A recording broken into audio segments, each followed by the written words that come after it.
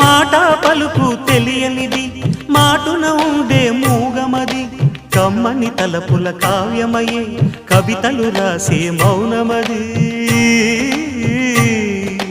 రాగల రోజుల ఊహలకి స్వాగతమిచ్చే రాగమది శృతిలయలరగని ఊపిరికి స్వరములు కూర్చే గానమది ఋతువుల రంగులు మార్చేది కల్పన కలిగిన మది భావం బ్రతుకును పాటగా మలిచేది